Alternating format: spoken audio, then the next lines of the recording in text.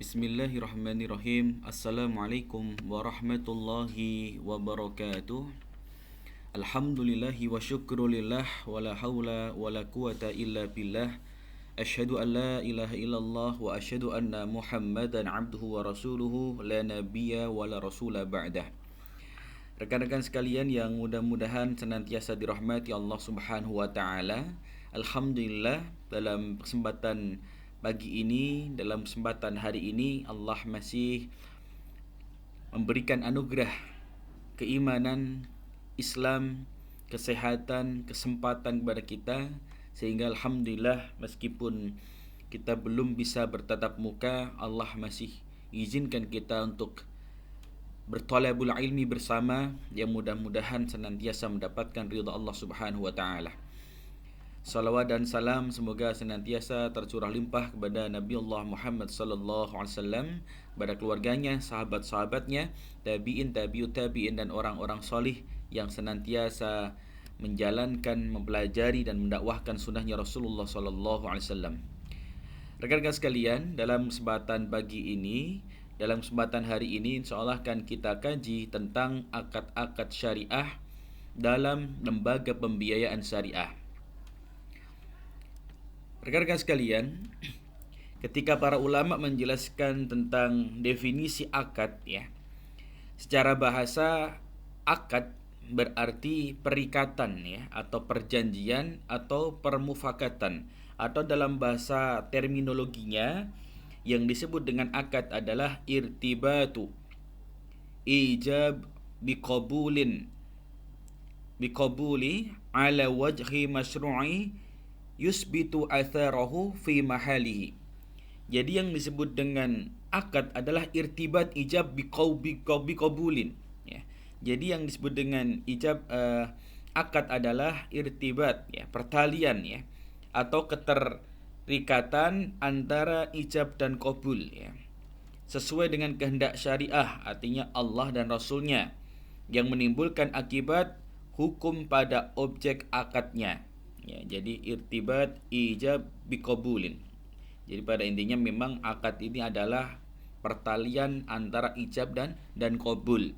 Tentu, ya, ala wajhi masyru'i, ya. Tentu harus sesuai dengan syariah, ya. Tentu syariah di sini Allah dan Rasulnya, ya. Maka segala akad kalau tidak disandarkan kepada syariatnya Allah dan juga Rasulnya, biasanya akan terjadi hal-hal yang tidak diinginkan, ya. Ada pelanggaran dan lain sebagainya. Ini kalau akad yang tidak sesuai dengan syariatnya Allah Subhanahu wa taala. Kemudian ketika kita bicara tentang unsur-unsur, ya, kontrak atau akad, ya, maka tentu, ya, di sini dalam suatu akad, ya, ada ijab dan qabul, ya. Kemudian ada pelaku kontrak atau aqidah, ini orang yang melakukan kontrak, ya, atau akad. Dan yang ketiga ada objek akadnya, ya, mahal akad, ya. Kemudian yang keempat adalah akibat hukum kontraknya atau maudhu akad, ya. Yang pertama, berkenaan tentang ijab qabul, tentu, ya, ketika ijab qabul harus jelas maksudnya, ya, harus selaras. Yang kedua, yang ketiga harus menyambung satu majlis akadnya, ya. Tentu di sini bisa berupa lisan, ya, tulisan, isyarat maupun perbuatan. Ya, memang ketika mungkin kenapa harus satu majlis akad ini untuk menghindari hal-hal yang tidak diinginkan, gitu, ya. Meskipun, ya, kalau dulu ketika zaman para sahabat, ya, tabi'in, tabi'ut tabi'in, ya, maupun mungkin generasi salaf dahulu, ketika mereka melakukan akad harus satu majlis, ya. Tempatnya sama, waktunya juga sama, gitu. Tapi tentu kalau hari ini tidak mungkin, ya. Misalkan contoh, ya, orang transaksi dari Solo membeli barang secara online berada di Jakarta, ya, tentu kan ini beda majelisnya, ya. Tentu meskipun majelisnya berbeda, para ulama mengatakan sah, ya. Tapi harus misalkan satu majelis akad ini kalau tidak dalam tempatnya, maka waktunya yang sama, gitu, ya. Maka meskipun mungkin tempatnya berbeda, jaraknya jauh, tapi tetap sah secara hukum jika memang ada majelis akadnya atau paling tidak waktunya, ya. Dan tentu bisa berupa lisan ya, ada akad ijab qabul ini secara lisan, secara langsung, atau mungkin lewat tulisan ya. Lewat tulisan tentu mungkin ada hitam di atas putih ya, atau mungkin dengan isyarat ya, dengan mungkin video call kemudian kita melakukan isyarat ya, ada gerakan tubuh di sana misalkan dengan mengangguk ataupun yang lainnya ya, kemudian dengan perbuatan ya. Ini terkait dengan ijab dan qabul yang jelas, harus jelas maksudnya, ini transaksinya apa, untuk apa, dan apa yang menjadi objek akadnya. Nah, kemudian yang kedua, pelaku kontrak atau aqidain, orang yang melakukan akad ya. Tentu yang pertama harus orang yang berakal ya, akil ya, wabalik ya. Sudah berakal dan juga dewasa ya, atau secara hukum dia ini sudah mukallaf ya. Sudah mukallaf ya. Artinya ya, kalau orang yang melakukan akad apalagi transaksi yang sifatnya besar ya, atau dalam jumlah itu besar nominalnya ya, maupun barang yang dibelinya, lah ini tentu ya harus berakal dan dewasa ya, harus balik ya paling tidak gitu. Kemudian yang kedua, memiliki kewenangan terhadap objek kontrak. Jadi ketika orang sudah balik, tentu insya Allah dia sudah memiliki kewenangan terhadap objeknya ya, atau mungkin dia ini sudah berhak memiliki sesuatu secara umur maupun juga secara kedewasaan ini ya. Kemudian yang ketiga, objek akadnya ya. Untuk objek akadnya ini tentu yang pertama ada ketika kontrak berlangsung ya. Jadi memang ketika memang itu ada terkait dengan barang, maka barang itu harus ada ketika kontrak berlangsung atau akad itu berlangsung. Kemudian yang kedua, sah menurut hukum Islam ya. Jadi memang objeknya itu sah menurut hukum Islam, artinya secara zatnya itu halal, bukan sesuatu yang haram ya. Kalau haram jelas tidak boleh diakadkan ya. Jadi objek ini akan berpengaruh juga pada akadnya. Kalau objeknya halal, insya Allah juga akadnya juga halal. Tapi kalau objeknya haram, misalkan homer atau babi dan lain sebagainya yang diharamkan Allah, lah tentu ya ini bisa juga akadnya menjadi haram. Kemudian yang ketiga, dapat diserahkan ketika akad. Lah memang ini yang paling aman ketika akad terjadi itu sudah ada serah terima ya. Ada serah terima, apalagi sudah ada ijab qabul ya, maka di sana harus diserahkan barangnya jika memang itu berupa barang gitu ya. Yang keempat, tertentu dan dikenal para pihak, artinya memang barang yang diakadkan itu harus sama-sama diketahui ya, apa yang diakadkan, objeknya apa ya kan, karakternya, ciri-cirinya bagaimana. Nah, tentu ini harus sudah saling mengetahui ya, apalagi jual beli online hari ini ya. Kalau nggak tahu objek yang diakadkan, ini bahaya juga gitu ya, karena khawatir nanti ketika dia datang pesanannya ya, maka ini akan jadi masalah nantinya gitu ya. Kemudian berikutnya, terkait dengan beberapa akad dalam pembiayaan syariah ya, memang yang pertama seringkali ya dijelaskan ada beberapa ya. Yang pertama adalah terkait dengan pembiayaan murabahah. Apa itu murabahah? Murabahah secara bahasa ar-ribh, keuntungan sebetulnya ya kalau secara bahasa.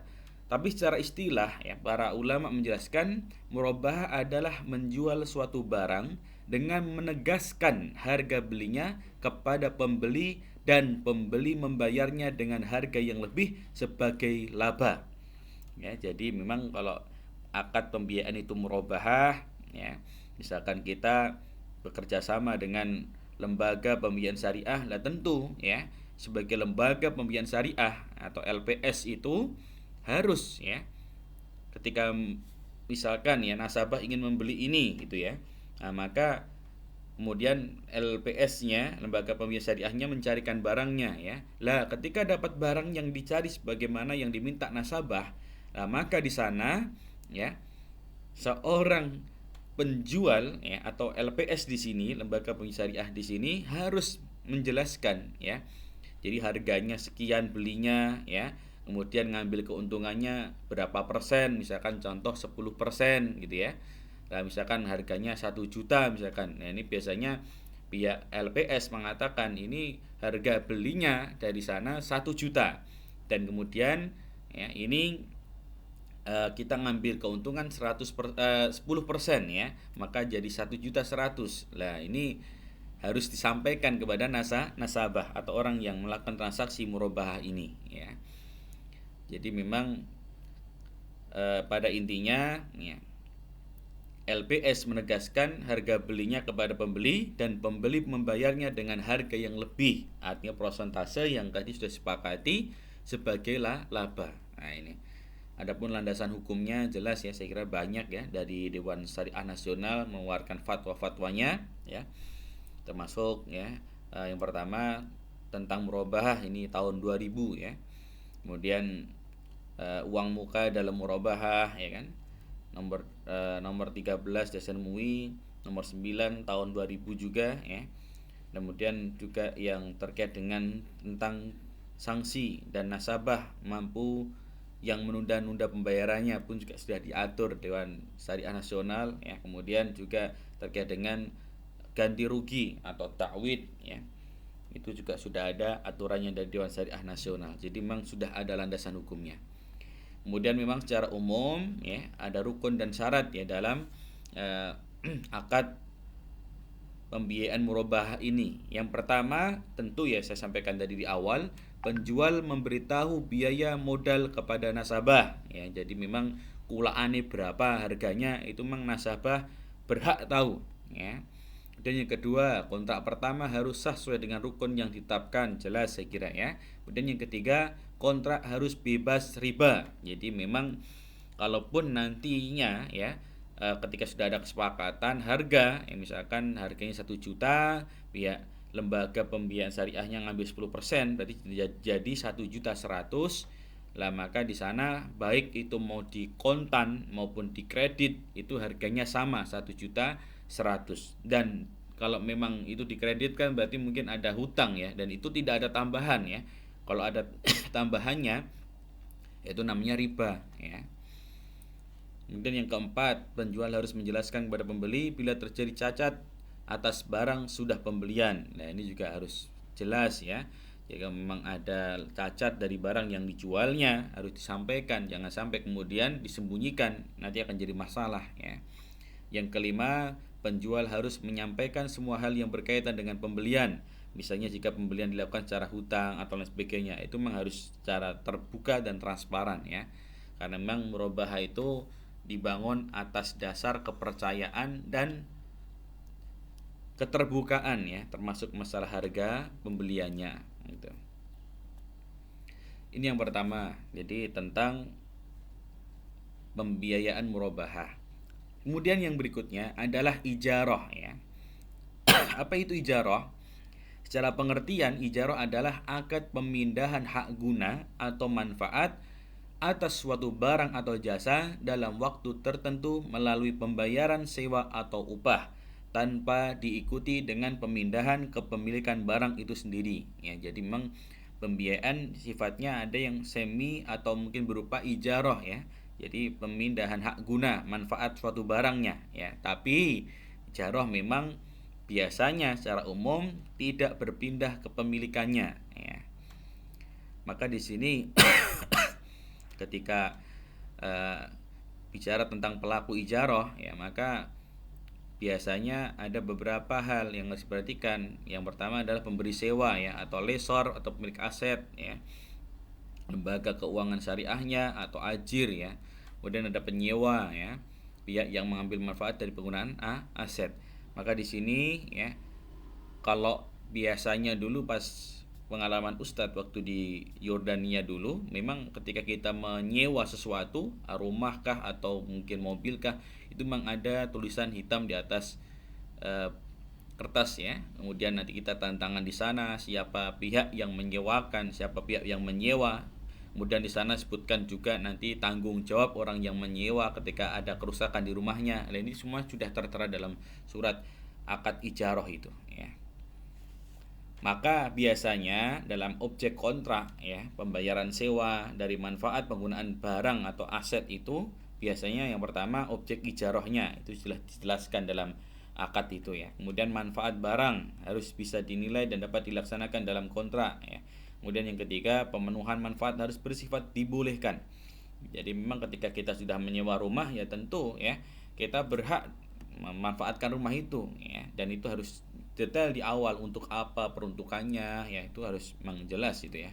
Kemudian yang keempat, kesanggupan memenuhi manfaat harus nyata dan sesuai dengan syariah. Jadi memang eh, ini yang membedakan ya ijarah syar'i dengan yang tidak syar'i. Maka ketika kemudian rumah itu misalkan kita orang yang menyewakan rumah taruhlah ya, maka itu harus kita tahu betul ya fungsinya ini dipakai untuk apa. Itu juga harus paham ya kita sebagai pelaku syariah.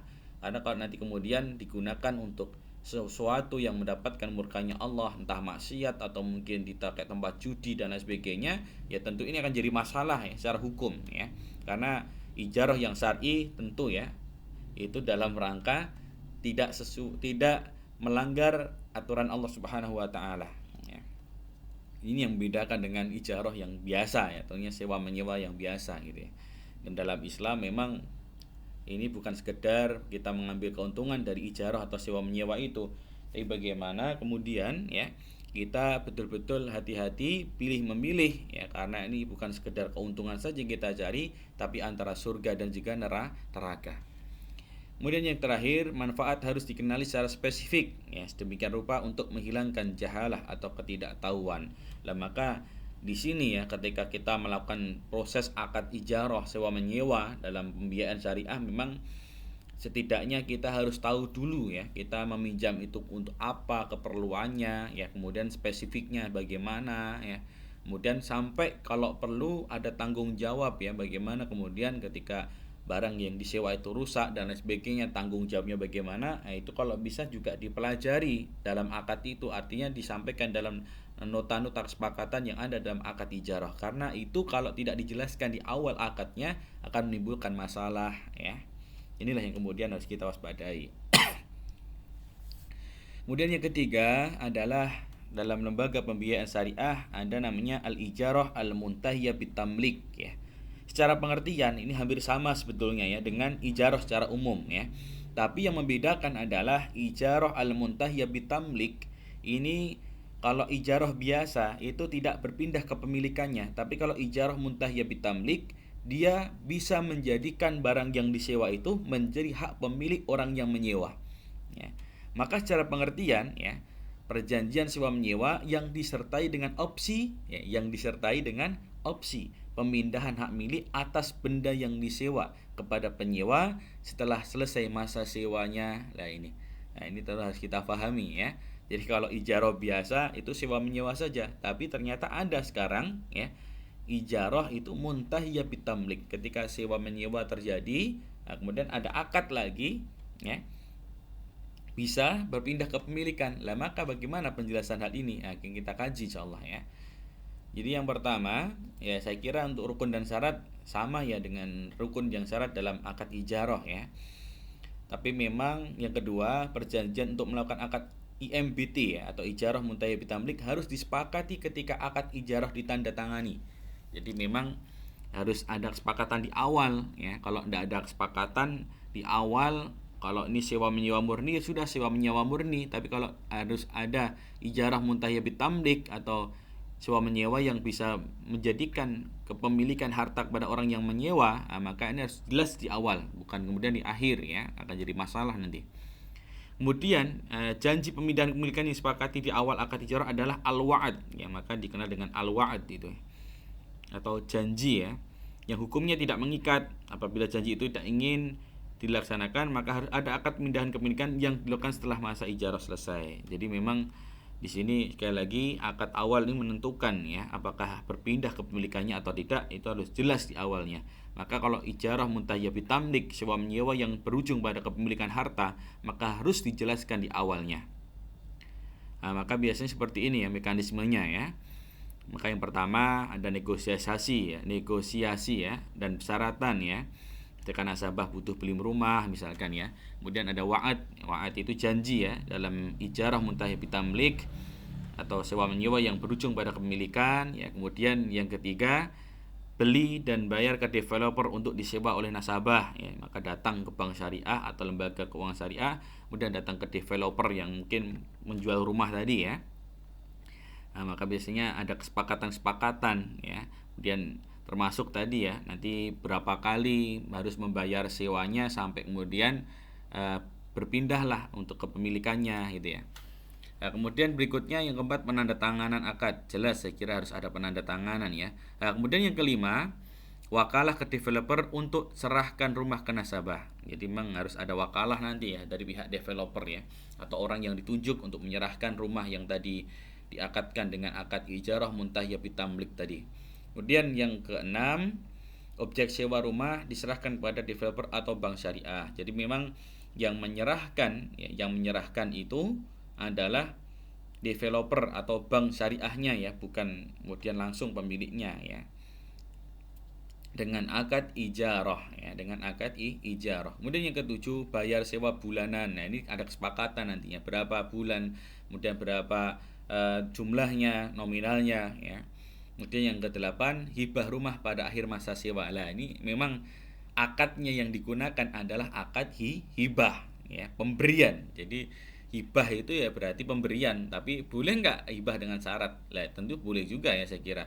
Artinya ketika misalkan dia menyewa selama 5 tahun misalkan dengan nominal sewa per bulan misalkan 5 juta ya. Nanti selama 5 tahun maka ya ada akad hibah. Nanti setelah 5 tahun istilahnya sewanya itu selesai, maka secara otomatis ya akad hibah pun terjadi, maka dia akan mendapatkan rumah yang dulunya disewa akan berpindah ke pemilikannya, dan ini dibolehkan ya. Kemudian yang keempat, ada pembiayaan namanya salam ya. Apa itu salam? Yaitu bai' salam ya, atau jual beli barang dengan cara pemesanan dan pembayaran harga lebih dahulu dengan syarat-syarat tertentu. Jadi memang salam itu intinya jual beli dengan cara memesan ya. Memesan. Maka di sini ya sekali lagi, apalagi dengan transaksi online dengan cara memesan itu, objek atau barangnya ada beberapa syarat yang dijelaskan para ulama kita. Yang pertama, harus jelas ciri-cirinya ya, dapat diakui sebagai piutang. Kemudian harus dapat dijelaskan spesifikasinya ya, misalkan barang motornya apa, mereknya apa ya kan. Kemudian speknya bagaimana, kalau HP HP-nya tipe apa, fiturnya apa saja ya, kemudian garansinya berapa tahun ya. Kemudian yang ketiga, penyerahannya dilakukan kemudian tentu ya, setelah ketika transaksi itu terjadi ada penyerahan ya. Kemudian yang keempat, waktu dan tempat penyerahan barang harus ditetapkan berdasarkan kesepakatan. Ya, ini biasanya waktu dan tempat penyerahan ini kalau bai' salam dengan cara memesan itu harus ada kesepakatan ya. Kalau memang itu dikirim nanti berapa hari sampainya, itu kan biasanya sudah jelas saya kira kalau transaksi online hari ini. Kemudian yang kelima, pembeli tidak boleh menjual barang sebelum menerimanya. Lah ini yang kemudian menjadi titik ini ya, titik dilema ya bagi orang yang menjual dengan cara bai' salam ini ya. Karena banyak itu kalau sebagian itu hanya dropship ya, artinya dia belum membeli barangnya tapi sudah dijual ke orang lain. Nah, ini kan jadi masalah nantinya ya. Atau dalam bahasa kita itu mungkin kayak sales gitu ya. Tapi barangnya tidak ada sama dia, tapi dia menjual barangnya. Lah ini memang beberapa ulama untuk kehati-hatian ya, itu memang tidak membolehkan, karena memang terkadang kalaupun yang jual jujur memang tidak masalah ya, tapi ketika kemudian kalau dropship kemudian yang melakukan dropship itu ternyata juga tidak jujur, dan ini kan bahaya gitu ya. Akhirnya kayak transaksi tipu menipu gitu ya. Ada unsur horornya juga di sana. Kemudian tidak boleh menukar barang kecuali dengan barang jenis sesuai dengan kesepakatan. Nah ini termasuk ya dalam akad bai' salam itu memang harus, kalau memang pesannya ini ya ini, dan tidak boleh menukar barangnya ya, kecuali misalkan ada persyaratan gitu. Tapi biasanya kalau transaksi online itu terkadang ya kita pinginnya warna ini, terkadang yang datang beda. Nah ini yang terkadang memang menjadi titik lemah ya transaksi online itu ya. Terlebih dengan transaksi online tanpa ada lembaga atau mungkin semacam independen ya, independen misalkan Shopee dan lain sebagainya, itu kan biasanya kalau barang tidak sesuai atau mungkin bisa ya kita mereject atau mungkin menahan dulu uang kita gitu kan. Tapi memang ini tidak semua aplikasi seperti ini ya, artinya bisa menahan uangnya dulu kemudian kita bisa komplain gitu. Nanti tidak semua seperti itu, apalagi yang mungkin sifatnya online yang secara pribadi, ini tentu lebih berbahaya ya gitu. Kemudian terkait dengan pembayaran, jelas ya saya kira dalam bai' salam atau cara memesan itu alat barangnya harus sepakati jumlah dan bentuknya, berupa uang, barang atau manfaat, jelas saya kira. Kemudian yang kedua, pembayaran harus dilakukan pada saat kontrak disepakati. Jadi ketika kita deal memilih barang ini, tipenya ini, ya sudah harus langsung disepakati ya. Saat kontrak itu kalau bisa langsung dibayar gitu ya. Makanya kalau transaksi online pun biasanya ketika sudah mirip barang, kemudian check out ya kan, kemudian akan muncul tagihan ya, tagihan yang harus kita bayarkan, baik mungkin secara COD ya, cash on delivery, atau mungkin kita juga pakai semacam tagihan berbayar ya, nanti lewat Briva atau mungkin BCA atau yang lainnya gitu ya. Itu bisa jadi seperti itu, dan itu sudah jadi hal yang umum sekarang ini. Kemudian yang ketiga, pembayaran tidak boleh dalam bentuk pembebasan utang. Jadi memang tidak boleh ya ketika kemudian kita transaksi dengan transaksi salam ini, bayarnya dengan orang lain yang mungkin berhutang kepada kita. Oh, nanti yang bayar dia gitu ya, karena dihutang dengan saya. Oh, tidak boleh seperti itu, karena ini akan menjadi masalah nantinya ya. Kemudian yang kelima adalah pembiayaan istisna. Apa itu istisna? Ya, kalau istisna itu adalah akad jual beli dalam bentuk pemesanan pembuatan barang tertentu dengan kriteria tertentu dan persyaratan tertentu yang disepakati antara pemesan atau pembeli, mustasni, dan penjual atau pembuatnya. Maka di sini ya tentu sekali lagi hampir mirip dengan tadi ya, baik salam tadi, tapi memang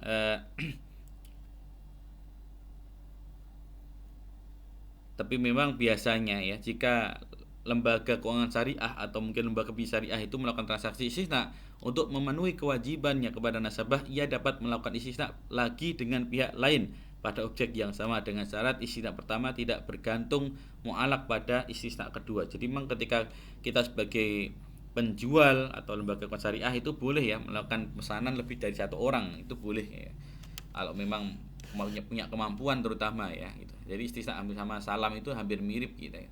Tapi kalau istisna biasanya lebih pada ke barang gitu. Artinya misalkan yang belum diproduksi gitu ya. Misalkan kursi atau apa, request gitu ya. Itu lebih condongnya ke istisna. Tapi memang dalam hal ini, dalam hal objek misalkan ya harus jelas ciri-cirinya dan dapat diakui sebagai hutang, kemudian harus dijelaskan spesifikasinya, kemudian penyerahan dilakukan kemudian, waktu dan tempat pun juga sama harus ditetapkan berdasarkan kesepakatan. Kemudian pembeli atau mustasni tidak boleh menjual barang sebelum menerimanya. Nah ini memang kalau sistemnya istisna atau pemesanan dengan cara memesan dulu barangnya, itu memang kalau bisa jangan dijual dulu ya sebelum barang itu sampai kepada kita, atau istilahnya hampir mirip dengan dropship tadi ya, barang belum sampai ke kita sudah kita jual. Nah, ini memang terkadang menjadi perbincangan hangat di antara ulama antara yang membolehkan dengan yang tidak membolehkan. Maka biasanya kontrak istisna biasanya dipraktekkan pada perbankan dalam proyek konstruksi, di mana nasabah memerlukan biaya untuk membangun suatu konstruksi atau barang industri lainnya. Termasuk misalkan kita mau bangun rumah ya kan, kita pesan kepada toko bangunan ini. Nah itu juga bisa ya menggunakan akad istisna ini ya. Jadi pada intinya memang hampir mirip dengan baik salam ya, tapi memang lebih konteksnya lebih luas istisna ini. Saya kira ini anak sekalian beberapa akad yang terdapat dalam lembaga pembiayaan syariah. Tentu ya sebetulnya kalau kita mau mengembangkan lagi masih ada beberapa akad lainnya lagi ya. Tapi mudah-mudahan ini dulu yang kita sampaikan, mudah-mudahan bermanfaat untuk kita bersama. Jazakumullahu khairal jaza. Yang jelas pesan kami, akad syariah harus sesuai dengan syariah, harus sesuai dengan hukum yang ditetapkan Allah dan juga Rasulnya, dan jangan sampai ya akad-akad yang dalam terdapat pembiayaan syariah itu melanggar apa yang dilarang oleh Allah dan juga Rasulnya. Nasruminallahi wa fatun qarib. Jazakumullahu khairal jaza. Assalamualaikum warahmatullahi wabarakatuh.